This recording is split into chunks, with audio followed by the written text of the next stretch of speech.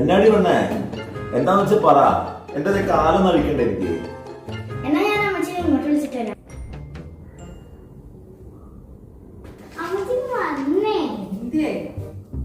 അച്ഛൻ ഇങ്ങോട്ട് നോക്കിയേ. അമ്മച്ചി മീറ്റിങ്ങിന് വന്നാണെന്ന് കല്യാണത്തിന് കൊണ്ടോ? നിനക്കത് ഇത്ര കുശുമ്പ്? എനിക്കൊന്നും കുശുമ്പില്ല. അല്ല, നീ താരം മാലയിട്ടാണ്.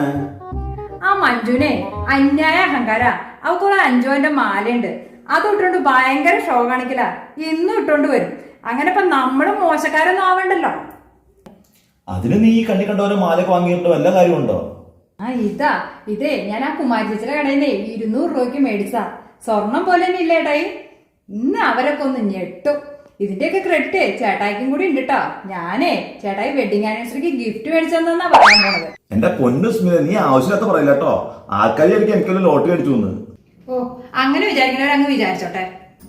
ശരി കേട്ടെ, ഞാൻ പോയിട്ട് വരാം. ചേട്ടാ കാല് ശ്രദ്ധിക്കട്ടോ. നീ ഇതിലേക്കൊന്നും നടക്കണ്ട കേട്ടോ. അടങ്ങി ഒതുങ്ങി വല്ലയിടത്ത് ഇരിക്കും. ശരിയെങ്കിൽ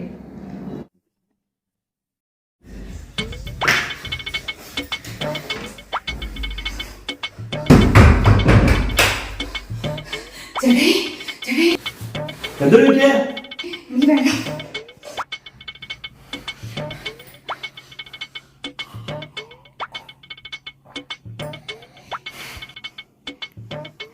ചേട്ടായി കഷ്ട രക്ഷപ്പെട്ടു.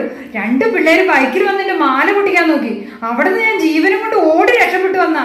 നിനക്ക് പിന്നെ വല്ല കാര്യമുണ്ടോ സ്മിതേ? ഒരു ഗ്ലാസ് സ്വർണ്ണത്തിന് വേണ്ടിട്ട് ആളെ കൊള്ളുന്ന കാലം അത്. അപ്പോഴാണ് നീ 5-6 പൗണ്ട് തോന്നിക്കണ മാല ഇട്ടുണ്ട് നടക്കണത്. അല്ലെങ്കിൽ ഈ പെണ്ണാളൊക്കെ എങ്ങനെ തന്നെയാ? സ്വർണം വാങ്ങാൻ കാശില്ലെങ്കിലും മുക്കുകൊണ്ട വാങ്ങിയിട്ടാണ് നടക്കും. പന്ന കള്ളമാർക്ക് പോലെ അറിയാമോ?